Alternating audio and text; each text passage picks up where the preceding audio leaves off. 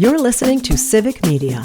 You can tune into any of our live shows on any radio station across the state with the Civic Media app. Find us in your phone's app store and listen anytime, anywhere.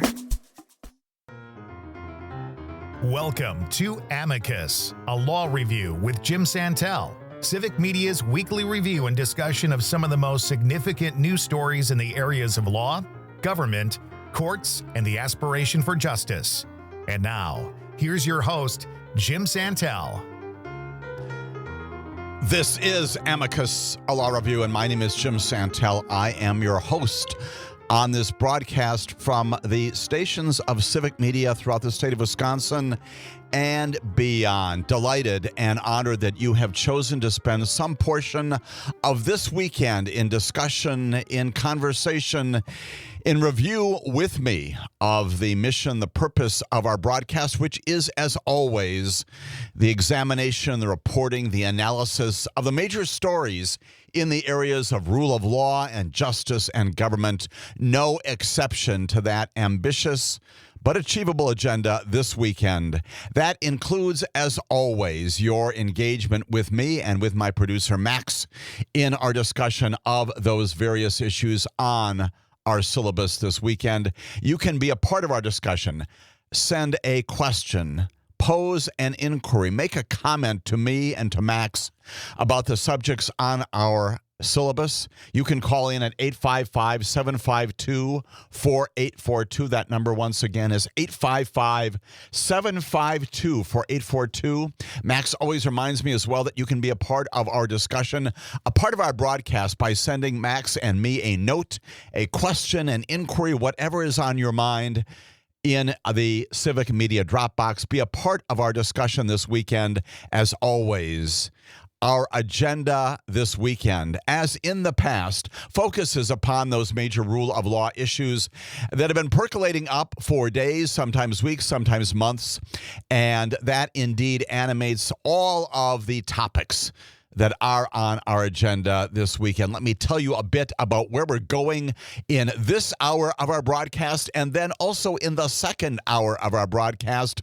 Again, always inviting your participation in our discussion. We're going to begin by talking about the environment and climate change, and two significant things that happened just this past week, one overseas and one right here in the United States of America. We're going to talk about something that the World Court did. They're located at The Hague. We're going to talk about a unanimous decision by the World Court commenting upon the obligation of responsible nations across the planet to address and respond reasonably, rationally, and effectively to the great challenge that climate change presents to all of us in this early portion of the 21st century. We'll talk about the extraordinary language used by the World Court in imposing obligations upon the spirit, the focus, the industry of governments throughout the world to address this issue. We'll talk about the connection between the World Court's order and what they described as human rights, civil rights, the basic dignity of all people to live on the planet with certainty about the future and certainty about their present status in a time of great climate change. And then coming back to the United States at the other extreme of that issue, we'll talk about what the Environmental Protection Agency appears to be underway, what they're doing right now, and that is revising dramatically their greenhouse gas emission policy. We'll talk about how that's been in place for a long period of time, the expertise that produced that, and what is probably going to be happening with respect to the rescission, the removal, the withdrawal of some major, not just the language of the policies inside the EPA, but also rescission of policies that would have promoted a greater production of electric vehicles in the future, tail gas emissions. We'll talk about those two cases in the area of the environment. We necessarily then stay in the United States to talk about, as we always do, the important decisions of federal district court judges. We've got at least two, if not three of them just this past week. Very interestingly, fascinatingly, on the docket, not only of our discussion, but that of the United States population generally. Yes, two of them focusing again on Kilmar Abrego Garcia, the Maryland man improperly, administratively, and erroneously deported, as the government has said, to El Salvador, that high-security, brutal prison there, returned just last month upon a return of an indictment against him in the Middle District of Tennessee, where he remains to this day, facing charges by a grand jury there in Middle Tennessee. We will talk about what happened this past week from the pen of a district court judge who's presiding over that criminal case in Middle Tennessee, and then also virtually simultaneously within 90 minutes or so, an order that judge issued with respect to the release, the custodial status of Abrego Garcia in the custody, not in the custody, in the custody of the government, and the decision then made almost within minutes after that by another judge, and we've talked a lot about her. She's in Maryland. She is presiding over the much related but separate and discrete case. It's a civil case addressing Mr. Abrego Garcia's actual deportation, his immigration status there. She's been working on this case ever since it was filed shortly after his, again, according to the government, erroneous deportation to El Salvador. Fascinating sequence of events and fascinating sequence of orders issued by judges that are going to affect the status of Mr. Abrego Garcia. Is he in prison? Is he detained pre-trial? Is he going to be released? What are the circumstances of that, and what are the conditions under which that may happen? Will, as the Attorney General has promised to us, as she has said brazenly, outrageously, that if somehow Mr. Abrego Garcia is released from custody upon a judicial order while that criminal case is pending, she will direct, and the folks from Homeland Security will direct, that he be reapprehended and deported again out of this country to another nation. She has promised that. And we'll talk about the consequences of all of those actions. Yes, Mr. Kilmar Abrego Garcia's case very much back in the news, affecting the rule of law in America, not just for him. That, of course, is at the top of the list, but also for all of us who are concerned about due process, the role of federal district court judges, and the responses of this government and this Attorney General and this Department of Justice to directives from federal judges, both at the trial court level and also the appellate court level. We'll talk about all of that. We will necessarily then talk, as we always seem to talk, about the United States Supreme Court. We have plainly spent a lot of time on this broadcast in broadcast past talking about many, not all, of those 67 major decisions that the Supreme Court issued in a variety of different areas just this past term. The term continues to this day. Those major so-called merits cases, that is, the cases that have been properly appealed, they've been discussed, they've been briefed, they've been the subject of oral argument and review. A process has gone forward to produce those opinions, which we've spent a lot of time talking about, including, yes, indeed, that case involving nationwide injunctions, that case involving religious claims by parents to prevent their students from hearing about various stories in storybooks in Maryland, a variety of other things having to do with the Affordable Care Act, having to do with guns in America and ghost guns, and Mexico's attempt to try to hold gun manufacturers liable. A great variety of things before the Supreme Court on their merits docket.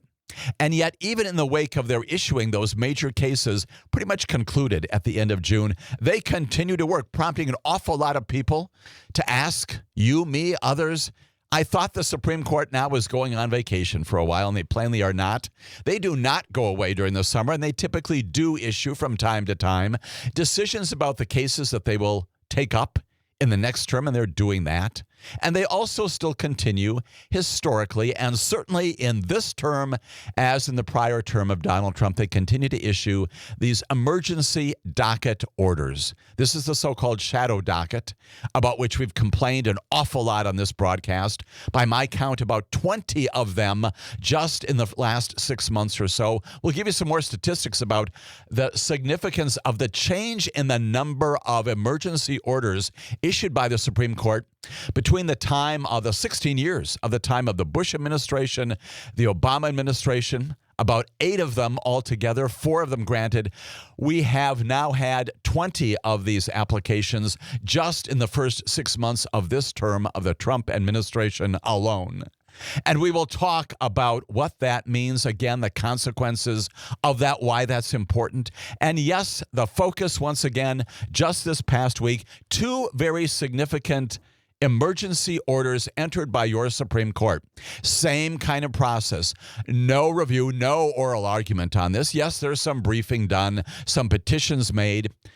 Issuing orders, that is the Supreme Court issuing orders without that process going ahead. 1-sentence, 2-sentence orders resolving the applications for emergency appeal. One of these from the government, another one of them, interestingly, very interestingly, coming from some Native American Indian tribes in the 8th Circuit, asking that a major case, which will percolate up again in the coming term involving the Voting Rights Act, asking that the United States Supreme Court intervene and stop the application of an 8th Circuit decision with respect to the applicability, the use, the invocation of the Voting Rights Act of 1965. In both of these cases, both emergency appeals, in very different kinds of situations, in both of them, the Supreme Court granting the applications, one's for the government related to the Consumer Product Safety Commission. We'll talk about that. The other one related to the Voting Rights Act in the 8th Circuit. Completely different issues, completely different focuses down the road. And both of them important not only in their own right. We'll talk about the significance of these decisions coming out of the Supreme Court now and in the future as well. And we're also going to chat about another thing that happened just late this past week, having to do with sanctuary cities and a judge making a major determination about a lawsuit brought by the administration. This is the reverse. This is the Trump administration filing a lawsuit against a municipality just to the south of us here in Wisconsin, in Chicago, alleging that the conduct of municipal authorities in Illinois, in Chicago, undermine the safety and security of our nation. We'll talk about that. We'll tell you what a federal district court judge there did just this past week in shutting down that lawsuit by the federal government. And then in our second hour, after all of that, and that is a lot, we are then going to turn necessarily back once again to the Jeffrey Epstein matter. And we'll take your phone calls about all of that, the Jeffrey Epstein matters, in our second hour. But in the first hour, all of these things related to the rule of law and government, due process, and justice in America. Stay with us for all of that and more.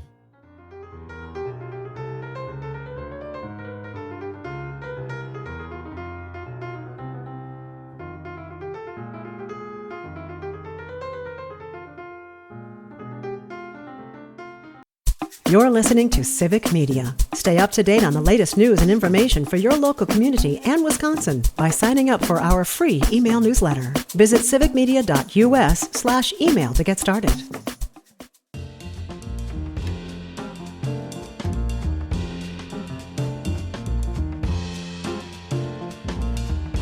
My name is Jim Santelle. I am your host on Amicus, a law review this hour and next hour as well. Again, so very pleased that you are spending some time with Max, my producer, and me this weekend talking about these major issues in the area of law and government and the aspiration for justice in our nation and around the planet. And that is where we begin another programming note, and that is we are, yes, going to be addressing what seems to have occupied this imbroglio called the Jeffrey Epstein, Ghislaine Maxwell matter in Washington, D.C. We're going to talk about that in our second hour this morning, going to give you some perspectives of what we know and what we don't know, what the truth is and what we are speculating about. And by me, I do not mean you and me. I mean the folks in Washington, D.C. who have turned this into a parlor game. We'll talk about a thing called Occam's razor. Occam's razor, which many of you know well, this notion that the simplest explanation about things in life is almost always the right one. We'll talk about why that is so applicable in this situation and all the conspiracies within conspiracies that unfortunately are animating this thing in Washington. diverting attention from more important issues like education and healthcare and agriculture and labor and commerce and international relations and, yes, indeed, environmental issues. Why all of that needs to be put in context and also some commentary about our United States Department of Justice. But before we get to that, let us talk about the environment. Perhaps as many people, including now a major tribunal, have referred to it as an existential threat.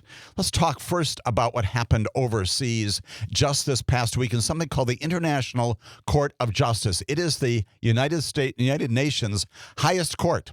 And although the United States follows what the UN Court, the International Court of Justice, says and does, sometimes called the World Court, the reality is we do not subject ourselves to the jurisdiction of it, have not done that under administrations present and past, but watch it carefully and thoughtfully and regard it as a legitimate court, even though not exercising jurisdiction over us and our government here in the United States of America. Even so, it is a significant thing that just this past week, for the first time in its history, at the request of the United Nations itself, of which we are a part, as you know well, the UN Court weighing in on what it called the urgent and existential threat of climate change, describing it as this major issue that implicates the actions, the conduct of governments and peoples throughout the world. It was the first time that the court,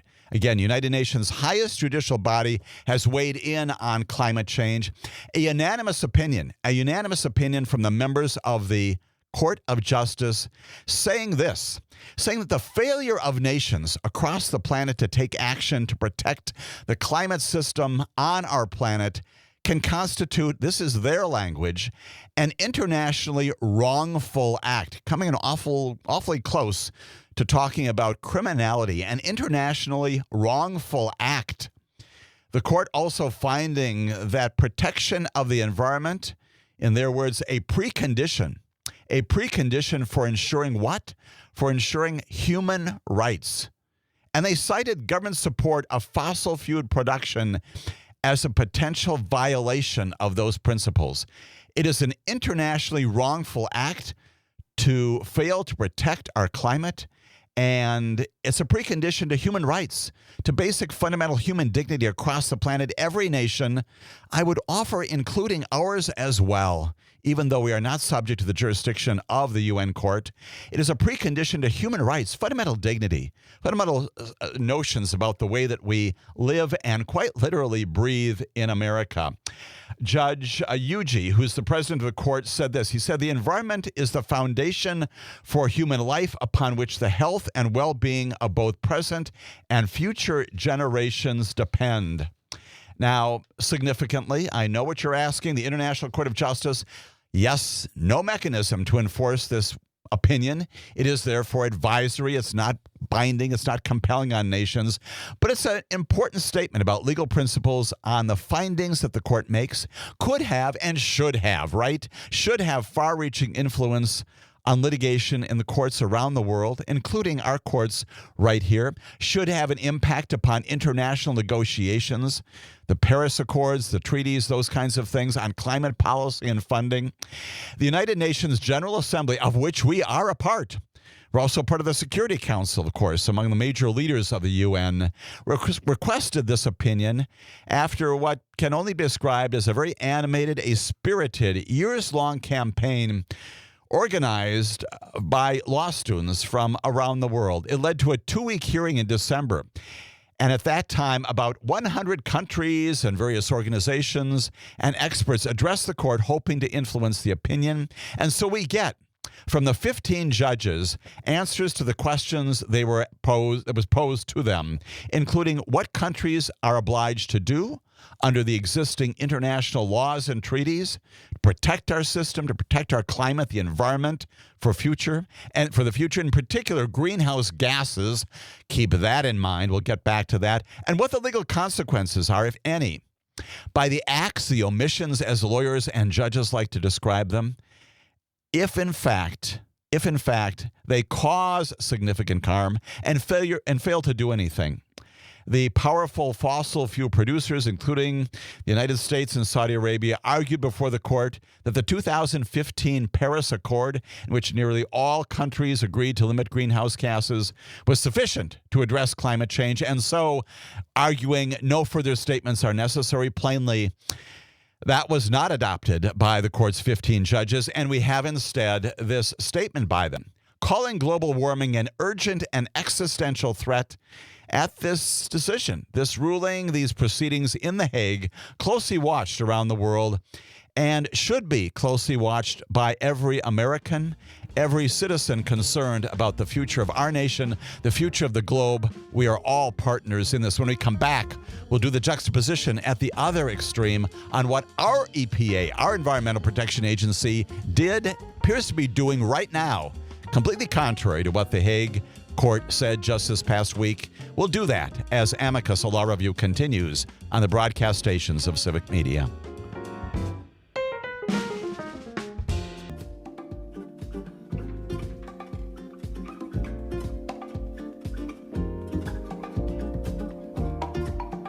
My name is Jim Santelle. This is Amicus, a law review on the broadcast stations of Civic Media. As always, encouraging you to be part of our broadcast. Call me, call Max at 855-752-4842. Be a part of our online studio chat. Send me especially your questions. There are a lot of things to discuss, a lot of things that are head scratchers to all of us.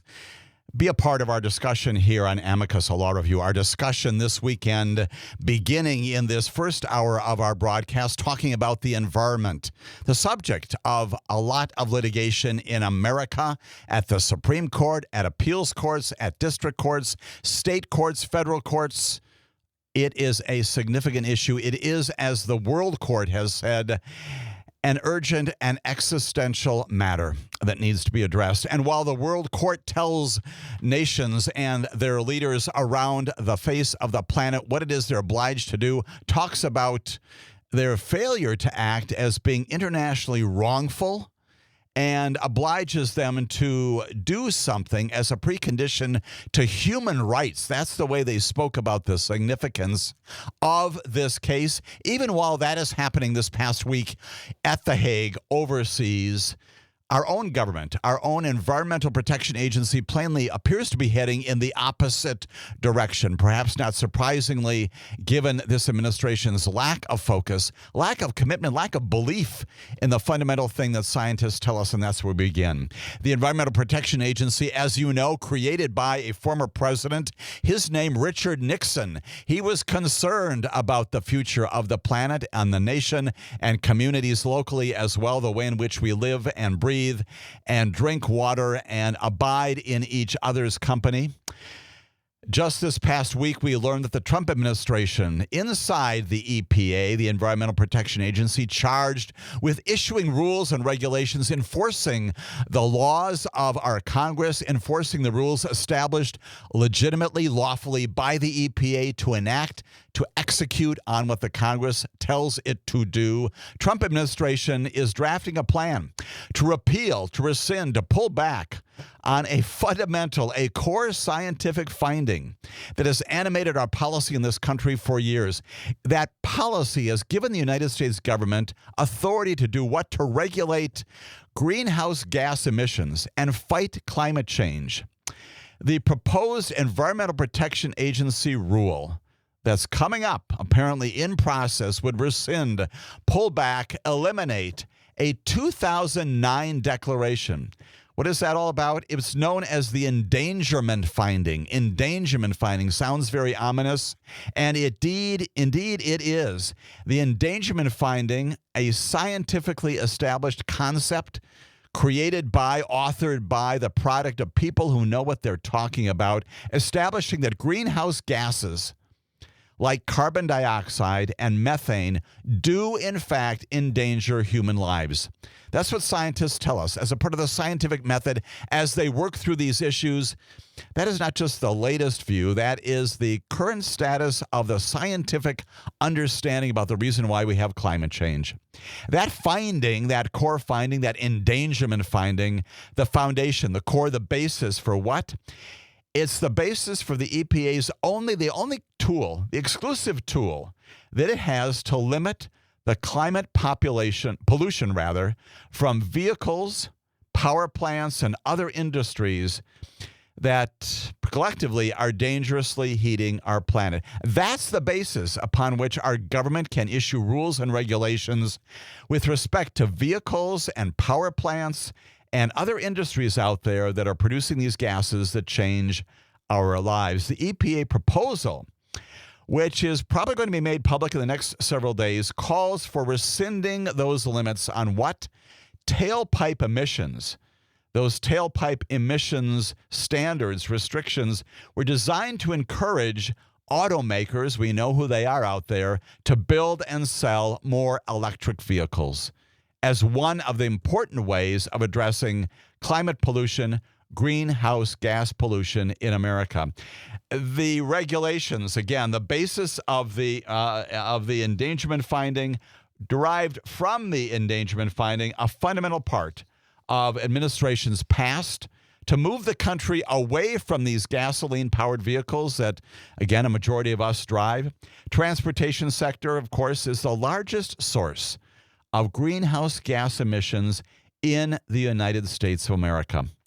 The EPA apparently intends to argue that imposing climate regulations on automakers poses the real harm, the real actual harm to human health, because it will lead to higher prices and reduced consumer choice. And that apparently is what's animating this apparent rescission of this major doctrine, this set of rules, removing this endangerment finding that, again, gives the EPA, our government, the capacity to impose rules that promise or at least anticipate a cleaner future.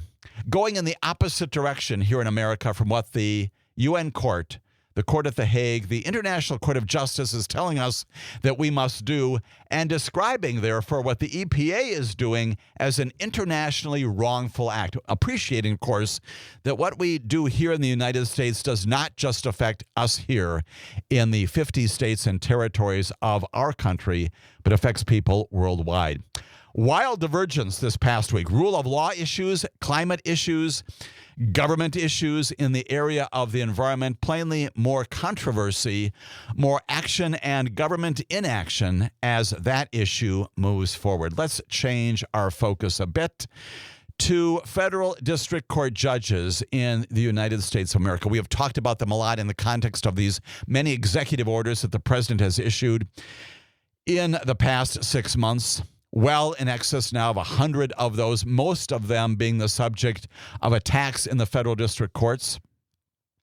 And we have chatted about a lot of those. Most of the federal judges taking those up have been finding variously that the executive orders are unconstitutional, that they cannot stand, subject to appeal, subject to the Supreme Court review, which we will also get to. But we've also been talking about the work of federal district court judges and appellate court judges, and yes, indeed, the Supreme Court when it comes to this deportation issue, the immigration issue, the deportations of people, some of whom are subject indeed to deportation. The questions are due process afforded to them. Some of them not afforded, many of them not afforded due process in terms of their arrests, their deportations, their movements without due process to other nations.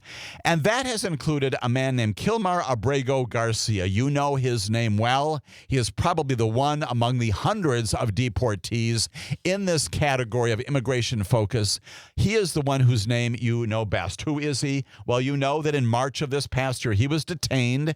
He was deported to this brutal high-security prison in El Salvador, along with about 200 and almost 248 others, absent due process protections mandated by Congress and mandated also by the judges, at least one of them, her name is Paula Zinnes, arguably 2 or 3 others, who are saying you need to afford these people due process before you arrest them, detain them. And it may well be at the end of that process that they are not only deportable, but should be deported.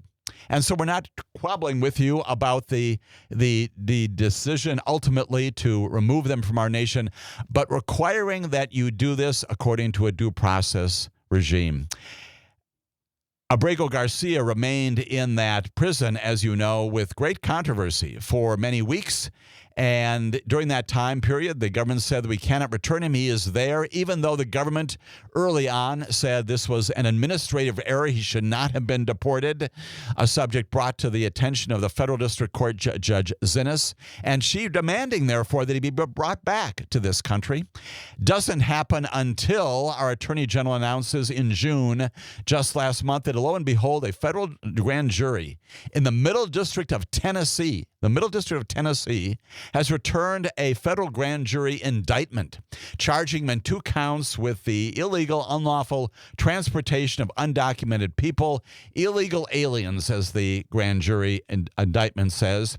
Other allegations nestled into that narrative account, which we've talked about. And based upon that, Abrego Garcia is brought back to the United States of America from that prison in El Salvador, and he has remained in custody in the Middle District of Tennessee to this time, to this day, awaiting trial on those counts. He's no longer overseas. He's no longer in that high-security, brutal prison in El Salvador. He is now in the custody of the Bureau of Prisons in the Middle District of Tennessee, awaiting trial. And while awaiting trial, he has been subject to questions about whether or not he should be released pending trial. We've talked about this a lot in other contexts. You know the standards well because it now trips off your tongue.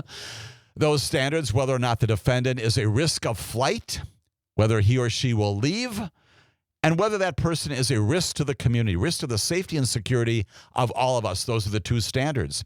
And at least up until now, the courts there, including a magistrate judge, have kept him in custody along the way very significantly. Our Attorney General, my Attorney General, her name Pam Bondi, has said notoriously, wildly, that if indeed a judge should release Abrego Garcia while he's awaiting trial, which is routinely done, not always, but can be done, nothing wrong with that. If that happens, she said, I promise you that I'll send the federal law enforcement authorities to pick him up again and deport him a second time, even while he's waiting trial on this grand jury indictment in Middle Tennessee. That, I would offer to you, is outrageous, and it is important because it animates what happens this past week. We've got 2 judges. I'll introduce one of them to you. I suspect you have not heard his name before, but you'll hear a whole lot more about him. His name is Waverly Crenshaw, Crenshaw. He is in the Middle District of Tennessee. He is the judge, the federal district court judge there, who has been assigned responsibility for presiding over the criminal case, that indictment against Abrego Garcia. He is doing pretrial matters, motions, and hearings, all those kinds of things that attend any trial, any federal trial, any state trial as well. When it comes to the pretrial proceedings, he is responsible for those, and he will oversee the trial itself of Abrego Garcia on those counts in the grand jury indictment returned by the grand jury. Now, he also has jurisdiction, of course, over the defendant, over the body that is before him. That's Mr. Abrego Garcia.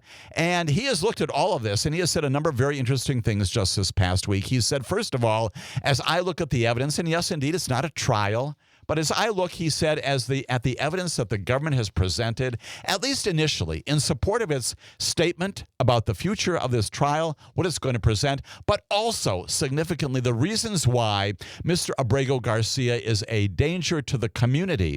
He said when the government has presented that preliminary, again, not final, not exhaustive, presentation of its evidence, he calls it a poor attempt by the government to tie Mr. Abrego Garcia to all the bad things that are alleged in that indictment about him. Talks about it being insufficient from his perspective. He's not the jury, but from his perspective early on, throwing cold water on the notion that this indictment somehow incorporates and conveys compelling, not even close to beyond a reasonable doubt type of evidence. And beyond that, he says this: when I look at Mr. Abrego Garcia from Maryland, his family is still there.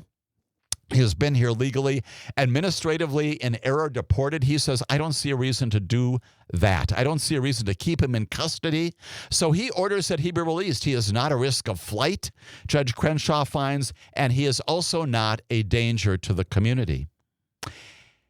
And almost immediately after that, Judge Paula Zinnes in Maryland issues another order related to that order of Judge Crenshaw. About 90 minutes, When we come back, I'll tell you what Paula Zinnes does in another district in Maryland with respect to the status of Abrego Garcia. It is a fascinating legal, jurisprudential, rule of law issue percolating up this week. We're talking all about it here on Amicus, a law review.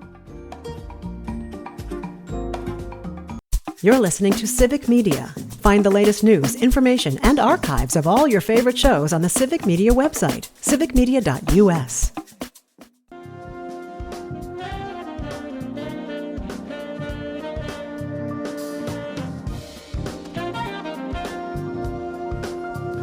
This is Amicus, a law review. My name is Jim Santelle. We are in the first hour of our 2-hour broadcast this weekend. We are necessarily, importantly, revisiting some significant developments in this immigration deportation indictment case involving Kilmar Abrego Garcia. He is still in custody in the Middle District of Tennessee, awaiting trial on a 2-count indictment coming out of a grand jury there involving the illegal transportation of undocumented persons.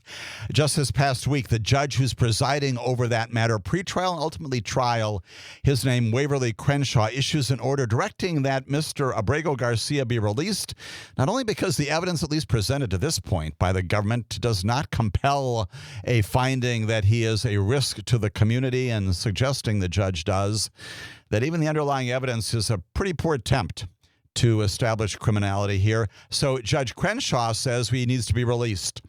And of course, this all happens in the midst of these threats by our United States government that if indeed he is released, he will be apprehended once again and deported again. The case against him dismissed, and will deport him again, says my attorney general. Well, that prompts action by another district judge. You know her well. Her name is Paula Zinnes. She has been frustrated, an understatement of wild dimension, with the conduct of attorneys in front of her. She is handling the immigration case, not the criminal case.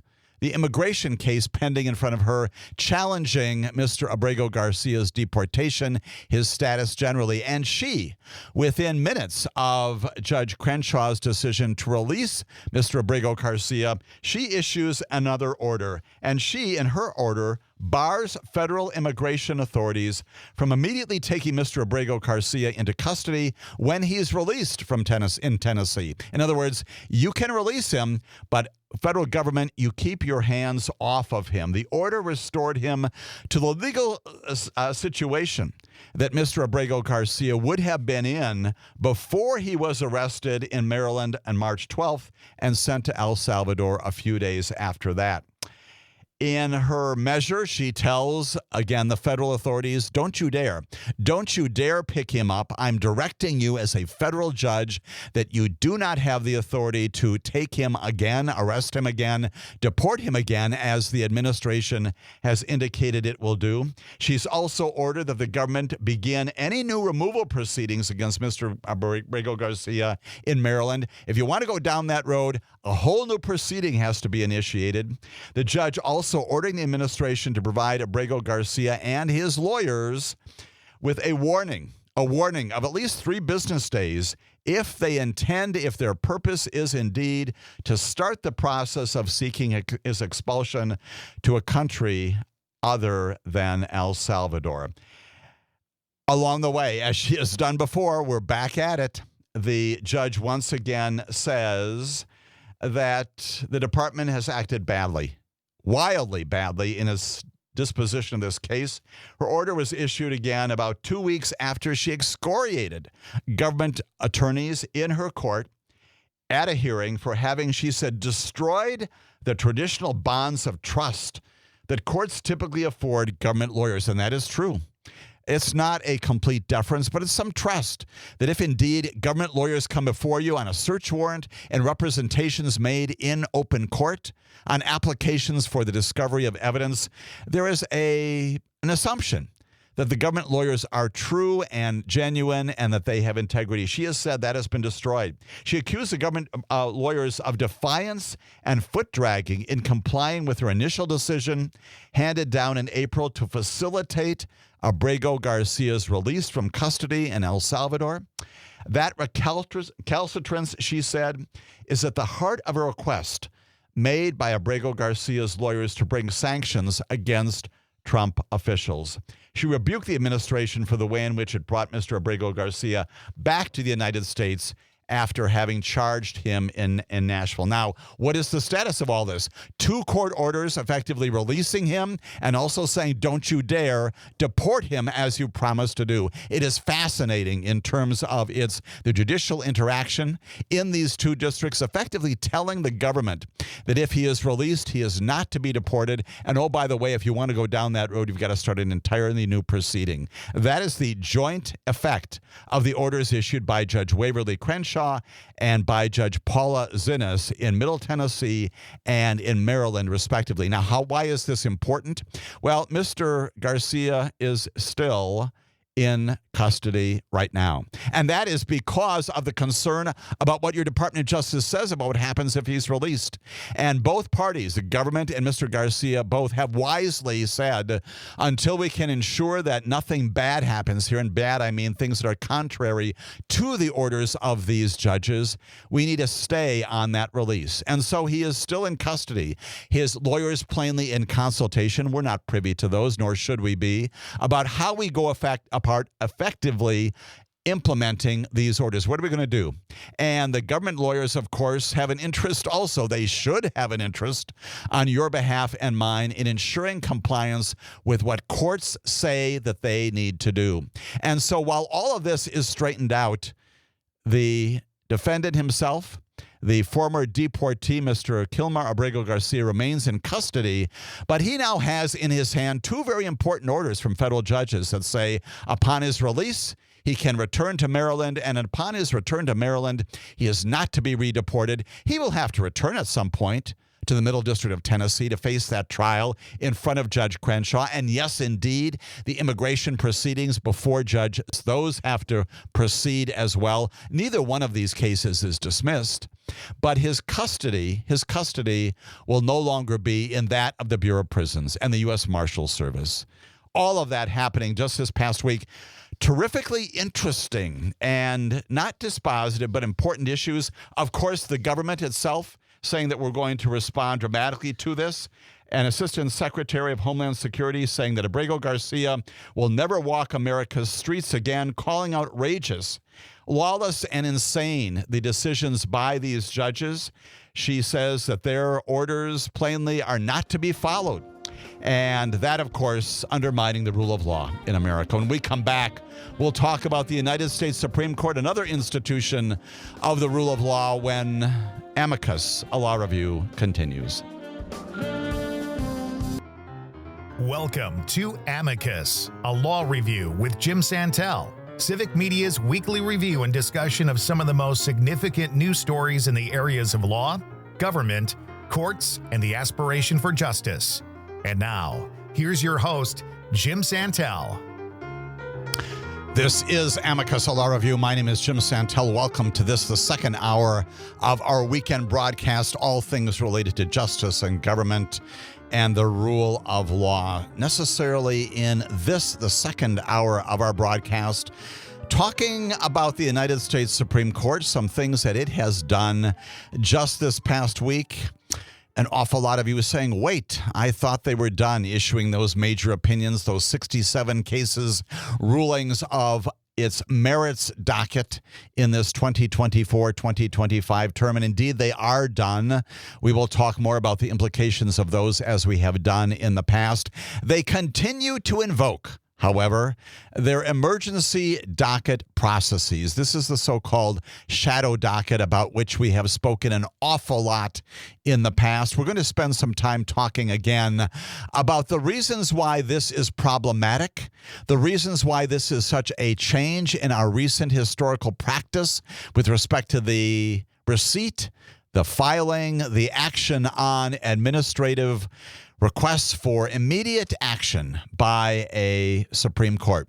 And we'll begin with a little bit of history of recent times, and that, as you may recall well, as the Supreme Court has issued various orders on about 40, count them, 40 different cases, different kinds of things of recent months.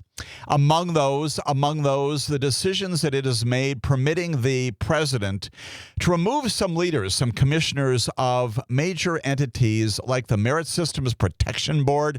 That's the commission that reviews the hiring, the firing of federal employees when they feel aggrieved by employment decisions made, and also by the National Labor Relations Board. In recent cases, the Supreme Court, upon the application of the government, of the administration, of the Inspector General, being asked immediately to entertain overturning the lower court decisions that have preserved the jobs, the positions of those commissioners on the Merit Systems Protection Board, the National Labor Relations Board, even as the litigation as to them goes on in those lower courts.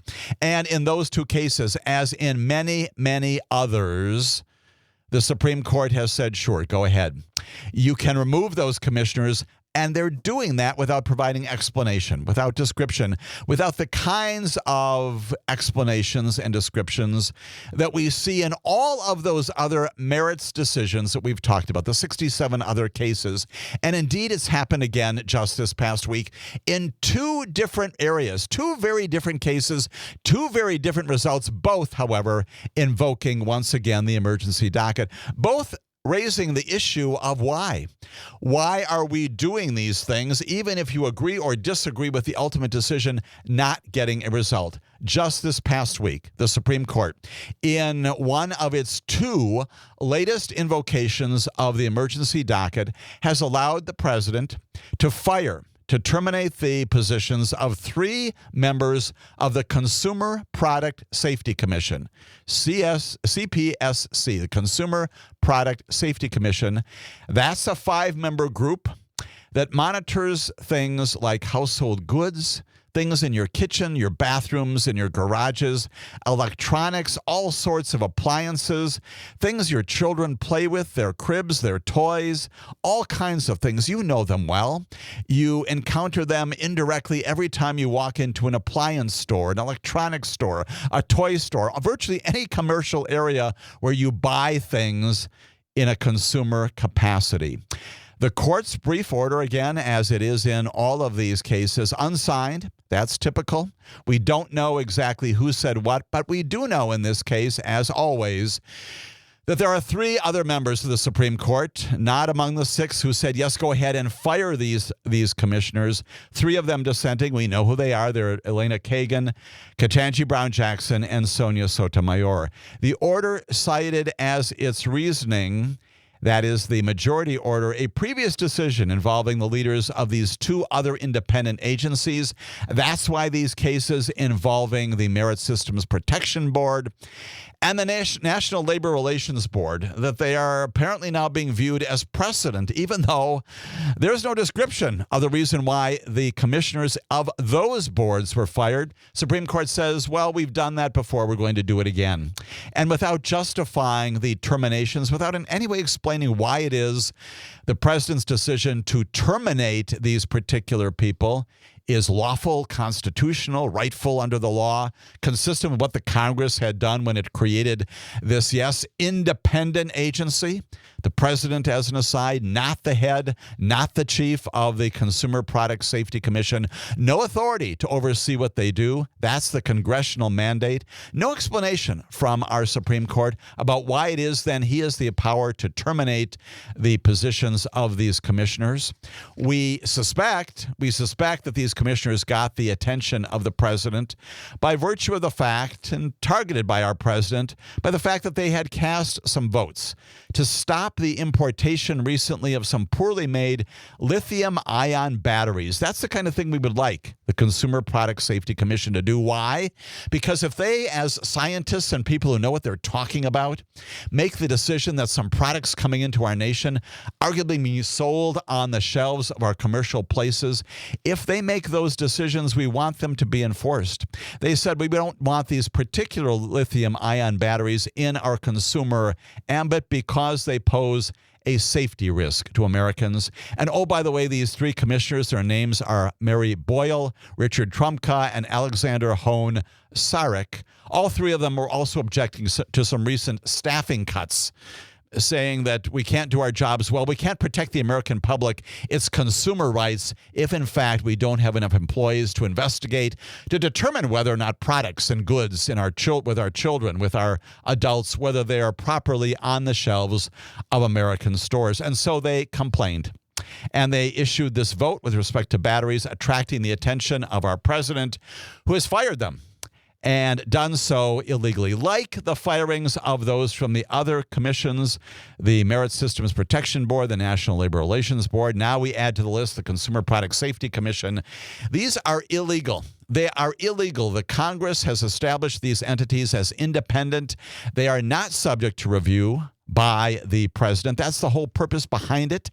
They can be removed if, in fact, there is good cause to do so based upon some malfeasance, some nonfeasance, some misfeasance that can be identified. And even then, there is a process for doing that. You don't fire commissioners like this because you don't like their decisions. That's what they've been charged to do.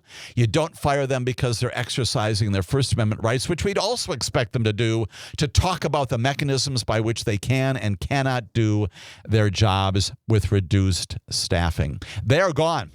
And again, the underlying litigation challenging these firings, that continues. But for practical purposes, it means that they are gone. And even as the lower courts, as the Supreme Court has said, they can continue to entertain the arguments about the constitutionality and legality of all this. But why then, Supreme Court? Why then an emergency application to go in? Why is it so urgent to fire these people right now? They've been in place for a long period of time. Why do we need to fire them on this emergency application, urgent docket? Because what? The interests of justice compel that if they stay in their offices 1 hour longer, a day longer, a week longer, somehow something horrific will happen. It's just the opposite. And something horrific now happens when these commissions, these boards do not have the staff, the professional staff, the executive staff at the top to do their jobs. Another invocation of the emergency docket, the shadow docket, because we're not getting explanations about why the Supreme Court is doing these things. And we'll get back to that after we talk about the other application of the emergency docket just this past week. An entirely different set of facts. This one has to do with the Voting Rights Act, and it comes out of the Eighth Circuit Court of Appeals, but also out of Louisiana. You may recall we talked about this briefly in our exposition of some of the major cases on the merits docket coming out of the Supreme Court just this past term. There was this case coming out of Louisiana. And among all the 67 cases, this is the one where the Supreme Court curiously had us scratching our heads. Oddly, they said, you know what? We're not doing anything with that one right now. We're going to reschedule this case for oral argument, maybe some more discussion. We're going to redefine the questions that we're going to be asking the attorneys in this case.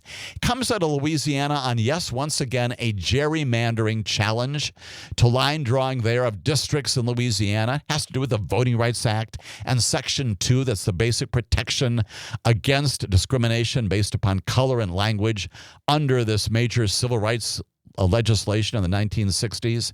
That case not resolved. And the Supreme Court says, you know what? We're not going to address that right now. Bring that back in the next term. And there's an awful lot of thought that maybe, just maybe, the reason why they did not resolve that case is because there's internal fighting, as there often is, about the very legitimacy of the Voting Rights Act itself. Maybe there's some discussion about how broadly we should be going in terms of addressing this Louisiana case in connection with the entire legitimacy, the constitutionality of the Voting Rights Act itself. And I say all that as prelude, as an anticipation of what comes next. And that is what the Supreme Court did just this past week in a case that might curiously be related to the Louisiana case and the odd disposition of a number of weeks ago. Supreme Court, just this past Thursday, preserving on its emergency urgent docket It says it's going to preserve the Voting Rights Act and does it on the emergency docket, again, without any explanation. We'll get back to that. Preserving the status quo of the Voting Rights Act for the entire nation, including the states. They're basically the Midwestern states just to the west of us, the 8th Circuit states, including North Dakota, South Dakota, Nebraska, Minnesota on down to Arkansas, just to our immediate west here, 7 states there altogether, preserving the status quo in guaranteeing voters, at least for now, the right to sue, to bring litigation, to bring a lawsuit, to enforce rights under Section 2 of the Voting Rights Act of 1965. Now, I might say, well, gee, what is this all about? I thought we could sue under the Voting Rights Act, and yes, indeed, that has been the law of the land ever since the Voting Rights Act was signed by Lyndon Johnson, passed by the United States Congress a long, long time ago in the mid-1960s. At issue in the North Dakota case is Section 2. That's the basic core case, the core provision of the Voting Rights Act, which makes race-based discrimination illegal. Signed again into law by President Lyndon Johnson, prohibiting discriminatory practices like literacy tests and poll taxes, other things like that would disenfranchise voters of color in America. When we come back, I'll tell you what exactly this 8th Circuit case is all about and what it is that the Supreme Court did on its emergency docket, at least for now, to preserve the Voting Rights Act in America. All that as our broadcast continues.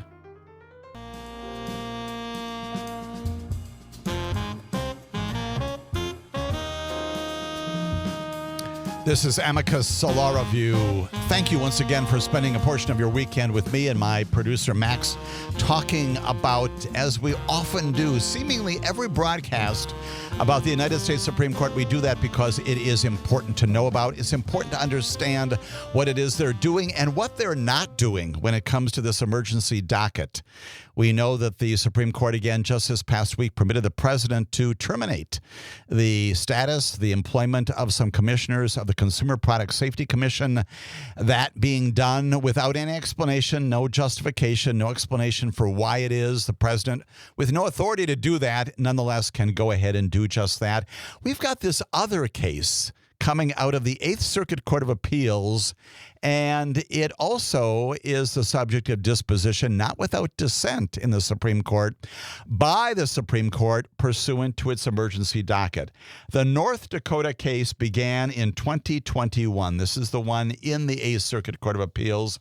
The Republican-dominated state legislature in that particular state implemented a revised redistricting plan. We have seen this in legislatures virtually in every state of the nation. It was challenged by 2 Native American Indian tribes, and they contended that by virtue of the lines that were drawn, the redistricting map diluted Native American voting strength and violated, therefore, Section 2 of the Voting Rights Act, which prohibits discrimination voting and elective processes based upon race. The tribe said in particular the result of the redistricting was that for the first time in 35 years in North Dakota, no Native American candidates were serving in the North Dakota Senate.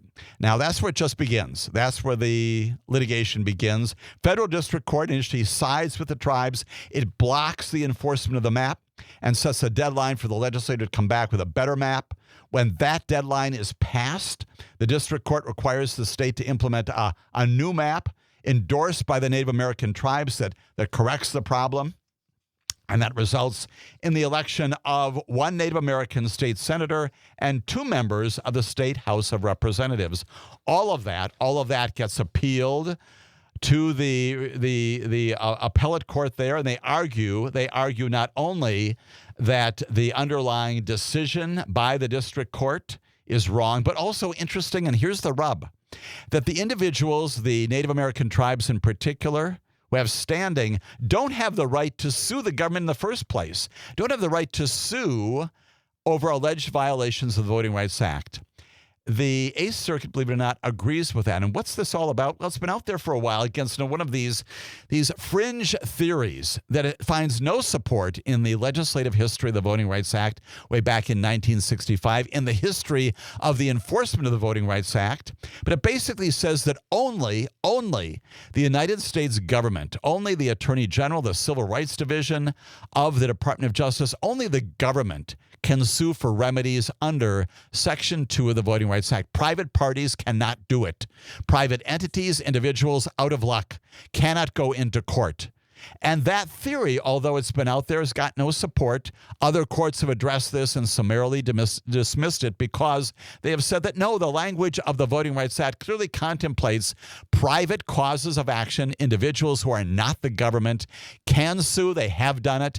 It is significant to note that the great majority of cases brought under the Voting Rights Act are done by private parties, individuals, and entities.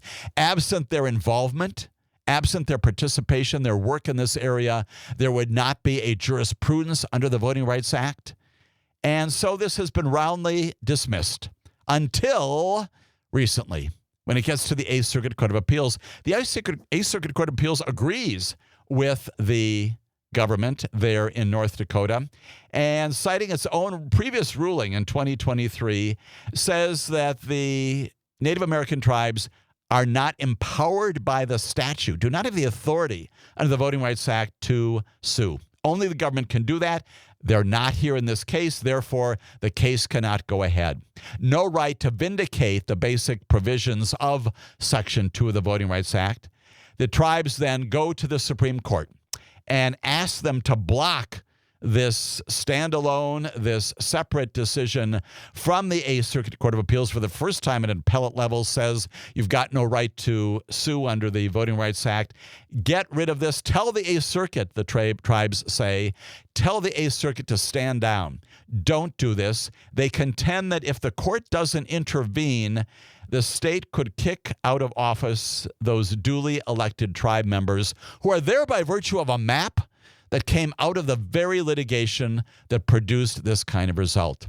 And so the results are important practically, not only in that state, North Dakota, but also throughout the Eighth Circuit and arguably throughout the country. Because if this notion, this doctrine says that only individuals who are in the Department of Justice, only lawyers who are commissioned by the Department of Justice can sue, nobody else can sue, that brings a close to this litigation and, frankly, the great majority of the other pieces of litigation around the country that enforce voting rights in America. So what does the Supreme Court do this past week? Once again, here it invokes its emergency docket. Doesn't tell us, again, why it does that. But a majority of the Supreme Court, we know it's 6-3. It's not the normal consortium, if you will, that we anticipate here. The Supreme Court does say, it intervenes in this case and says, at least temporarily, we're going to tell the Eighth Circuit to stand down. Temporarily, the rights of individual voters to bring these vote dilution actions are enforced. They're going to remain in place. The law, which has been in this nation's courts and in our country ever since 1965, remains in place. The Supreme Court does that this past week, effectively overturning for now what the Eighth Circuit has done, but does it on its emergency docket. And in this case, again, you're maybe saying, well, gee, that's a good result. It is a good result for those of us, I'd like to think all of us, of any party, any persuasion, who are committed to voting rights in America and committed to the fundamental focuses of the Voting Rights Act. When we come back, we'll tell you about the implications of that, and then we're going to take some callers who are part of our discussion here on Amicus, a law review.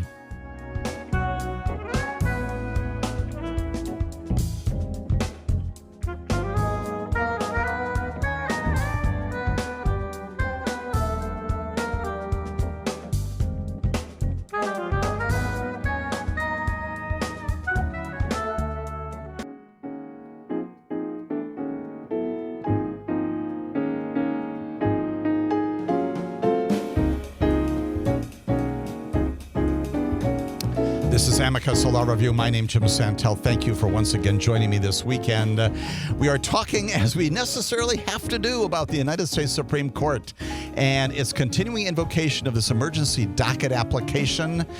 We know that in this term alone, the government has gone to the Supreme Court on 20 different occasions, virtually all of those granted by the Supreme Court in matters of great import. We'll get back to that. Just this past week, once again, granting the government the capacity to fire members, commissioners of the Consumer Product Safety Commission, and then going out to the Eighth Circuit and saying, you know what?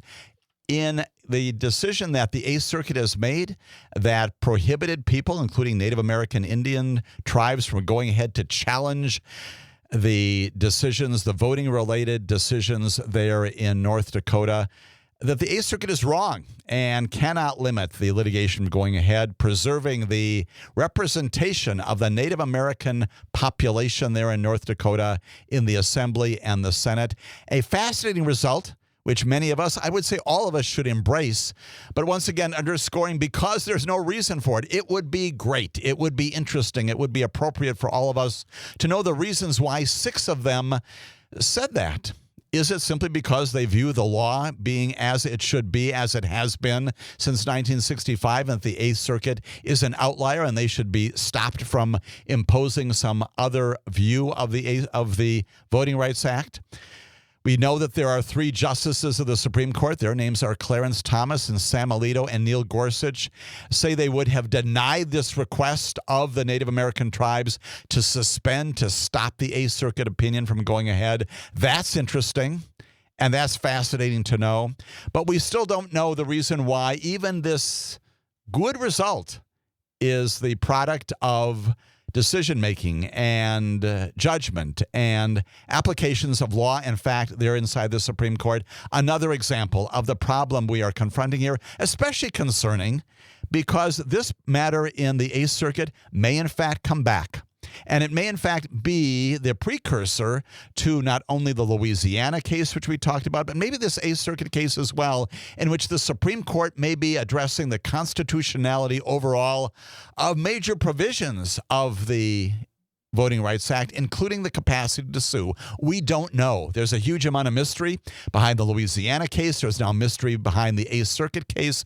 The law hasn't changed anywhere in America, but it may well. And it would be good to know that. Good to know, even in this interim stage, why it is the Supreme Court is doing what it's doing. That's the problem with the emergency docket.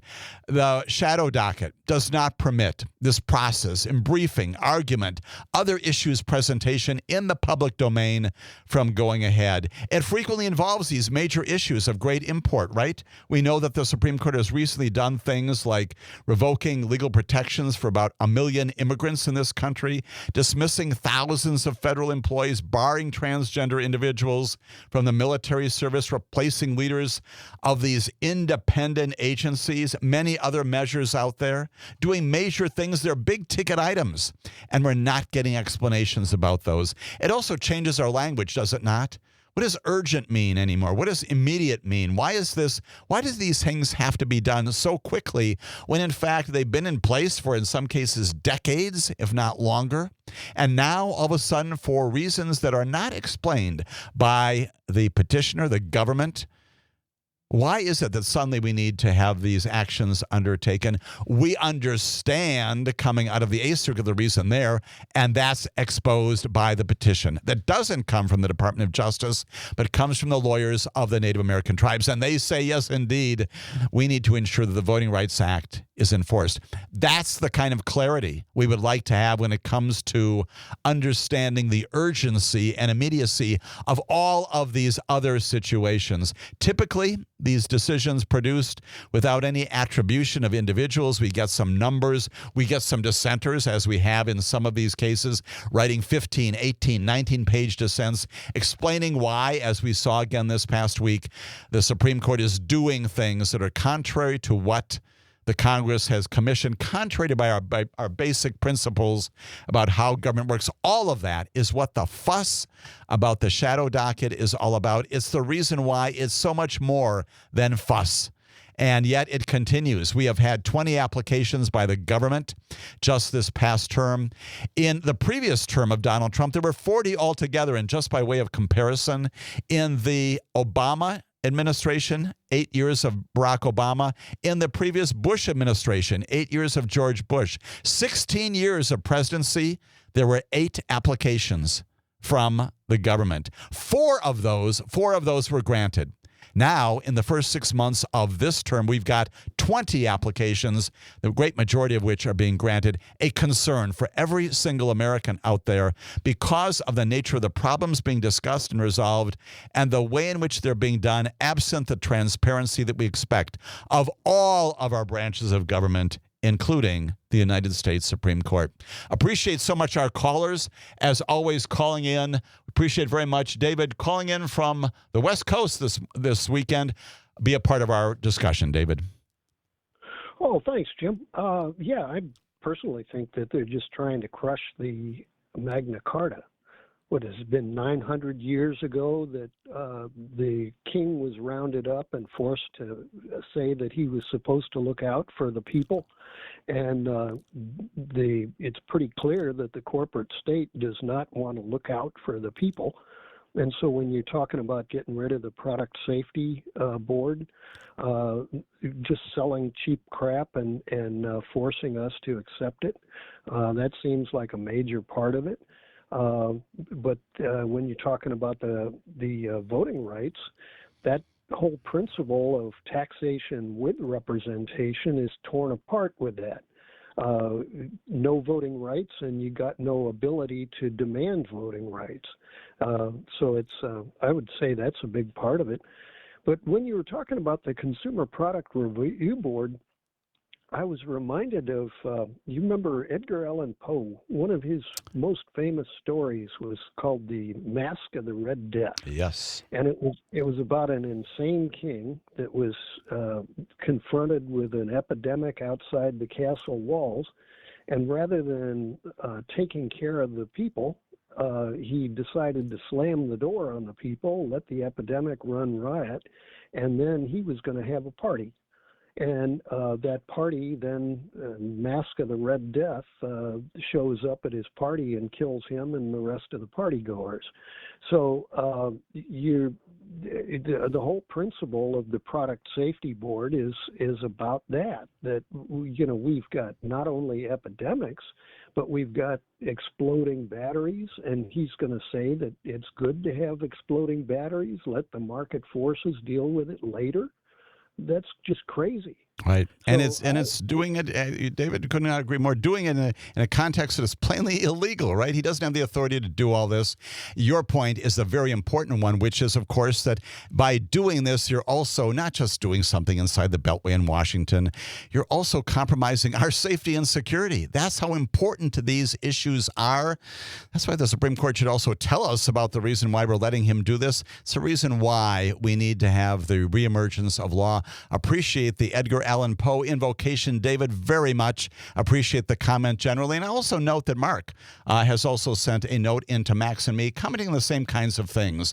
Trump administration doing some things that are plainly contrary, not just to our Constitution, our laws, but also the very reasons why we have a nation, talking about the Declaration of Independence, the reason why the founders were so troubled and angry and finally overthrew the king and said, no, you can't do these things without authority. Mark, appreciate your comment sent to Max and me as well. David, appreciate so very much your insight and perspective as a part of our discussion too. And we're also hearing this morning from Jack, calling in from Merrimack. Jack, thank you for being a part of our broadcast. Thanks for taking my call, Jim. This isn't why I really called, but first of all, this shadow docket stuff's got to stop. It does. My personal opinion for the court using it is that there is no real basis for many of these decisions. So the extreme majority doesn't even want to try to twist the laws and Constitution to give an explanation for those decisions. That's, I think, what this is all about.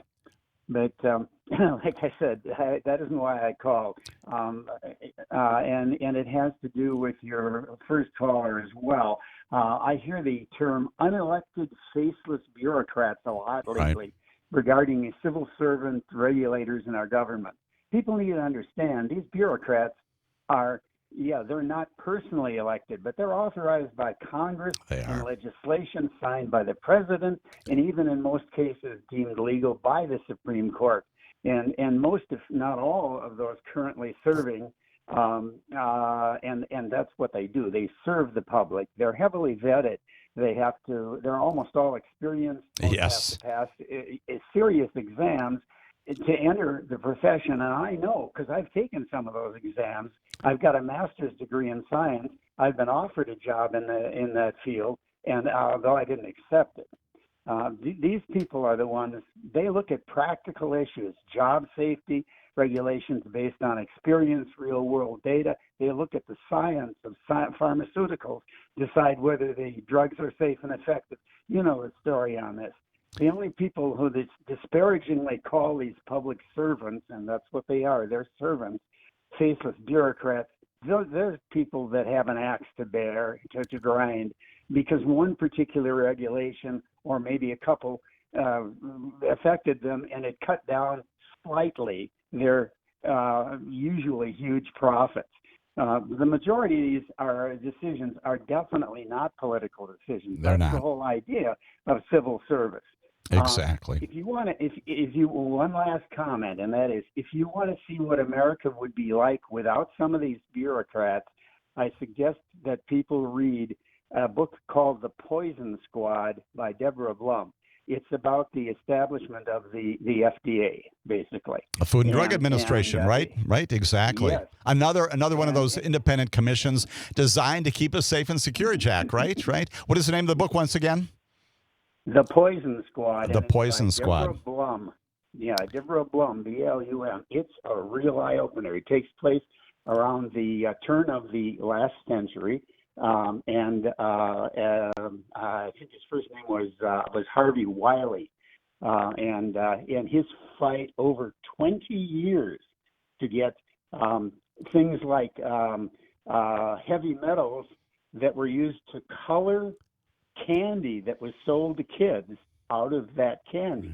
They were used because those colors are very bright colors, and we've established safety regulations for things like that. It just goes on and on. Another great example of yes. As you say, Jack, government not intruding in an inappropriate way. Intruding in a way in our lives that is positive and good to keep us safe and secure.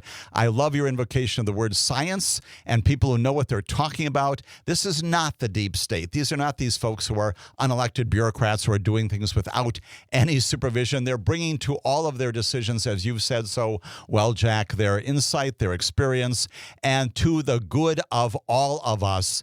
When they depart, when they are not there with sufficient staff, and when they are removed completely, we are all compromised in addition to the compromise in our rule of law system. Jack, so much appreciate your excellent insight this morning as I do this weekend, this morning, these days, as I do that of David and Mark as well. All of that going to how our government works and the rule of law in America.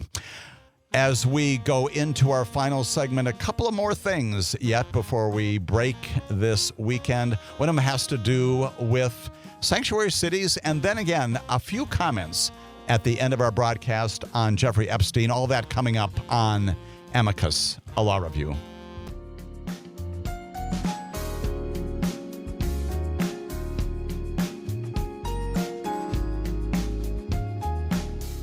This is Amicus, a law review. This, the last segment of our 2-hour broadcast. Appreciating so much our callers, those who send in comments as well. We digest them all. You add to the richness and vitality of our discussion. More of that in the future. Always invited here in the broadcast stations of Civic Media. Before we conclude this weekend's broadcast, 2 other matters on our agenda, one of them related to sanctuary cities. 2 things, 2 different jurisdictions. We note that just this past week, on Thursday, the Justice Department, yes, the Attorney General, has filed a lawsuit against Mayor Eric Adams, claiming that New York City, for which he is still in control, at least as the mayor, he is thwarting, according to the Trump administration, their enforcement immigration laws. Interesting that, once again, the Trump administration apparently at odds with Eric Adams based upon immigration issues. 37-page lawsuit filed in the federal district court in Brooklyn. And that says that the city's policies advanced by Eric Adams violate the supremacy clause of the Constitution. What does that do? You know that well. It gives federal laws precedence, supremacy, quite literally, over state laws.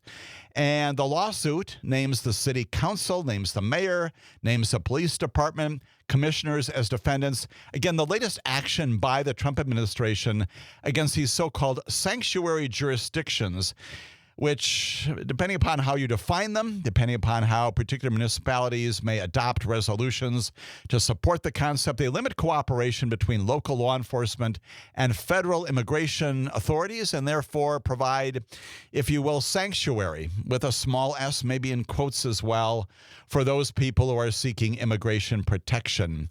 That filed again just this past week. The administration now again at odds with Eric Adams, briefly in community with him. At the time, actually even dismissing the criminal case against him, presumably because they wanted his cooperation with respect to immigration issues. Now, once again, we're back at odds with each other. And it underscores the nature of the reason why you don't dismiss criminal cases for reasons other than the strength of the law and the facts underneath it. Now we've got another lawsuit between Eric Adams, the city of New York, and this administration about immigration. It's back again, and it comes in the wake of another lawsuit that was in the news just this past week. Federal judge in Illinois, the judge there is Lindsay Jenkins, wrote that the Justice Department's lawsuit, in which the Justice Department had argued that state and local officials there in Chicago and in other places in that area were violating the Constitution by enforcing, again, the same kind of thing, sanctuary measures that limit cooperation with immigration agents. This particular lawsuit in Illinois begun in the early days of the Trump administration. And once again, it's challenging the immigration policies of what is one of the strongest democratically led jurisdictions in the country. The Illinois lawsuit that has now been dismissed by Judge Jenkins in the federal court named as defendants the governor, the Chicago's mayor, the police superintendent, the Cook County board president, and the sheriff. All of that now dismissed, certainly attracting the attention of the Department of Justice that had litigated that case in the federal district court there in Illinois. The judge finding that this challenge to the Illinois sanctuary measures cannot stand, that the government, that the Department of Justice had failed to show a violation of federal law. Certainly some precedent, admittedly in a different district, certainly some precedent when it comes to that movement forward of the recently filed new lawsuit in the Southern District of New York against Eric Adams. Same basic claims there in New York City. It is a lot. It is complicated. And the beat goes on when it comes to these kinds of sparring between municipal authorities and federal authorities. All of that inside the rule of law. Sparring also, indeed, the catchword of the day in connection with the Jeffrey Epstein matter. I'm going to throw out another word to describe this imbroglio, which is the Jeffrey Epstein matter. It is indeed extremely confusing and complicated and downright embarrassing. And that concept is Occam's razor. Occam's razor. We'll get back to that in just a moment or so. Two legal things, which I seem to do a lot of here in the closing moments of our broadcast. And one of them is in connection with something we predicted, which is the federal district court judge who had before her that request of this administration to release the grand jury documents, the materials here. Her name is Robin Rosenberg. She's in the Southern District of Florida. She said no. That, as we said last week, Rule 6C, the rules and standards for doing this, do not support that. The Attorney General, the Deputy Attorney General, upon their application, they are wrong, she said, and therefore the grand jury documents are not released. As we've said before, The grand jury documents were never, ever the focus of this. Indeed, there's a larger file that plainly is in existence there. All kinds of things that the Attorney General could release if she wanted to. Business documents, recordings, reports of interviews, that still exists. But we come back to what we do know and what we don't know inside this imbroglio, and it leads to Occam's razor. What is Occam's razor? It is this notion that when it comes to competing theories or competing notions about the world, you go with the simpler explanation of what happened. And indeed, what do we know about this? We do know a number of things. We do know that a grand jury indicted both Maxwell and Epstein on horrific violations of the law involving human and sex trafficking. We know that she went to trial and that she was convicted. She's spending 20 years in prison. A jury found beyond a reasonable doubt that she is guilty of those offense conduct behaviors. We know that he committed suicide while in the custody of the Bureau of Prisons. We know that that is horrific and that's tragic, just as is the entire prosecution. All of this tragic, including especially for the victims of their offense conduct. We know as well that almost certainly there was not a client list here, but an awful lot of information that could in fact be presented by the Attorney General. The seriousness of this imbroglio continues. The simple explanation is offense conduct violative of our federal laws, and again, the subject of dispositions in our federal courts. When we come back next week, we'll talk more about use immunity and Maxwell next week. The national news cycle never stops, but it can be hard to find news about your local community. Civic Media is dedicated to providing quality local and state news coverage across Wisconsin. With the Civic Media app, you can get notifications about local stories that matter to you and your community. Find the free Civic Media app in your phone's app store and choose notifications from the menu to tell us what kind of news you want to hear about.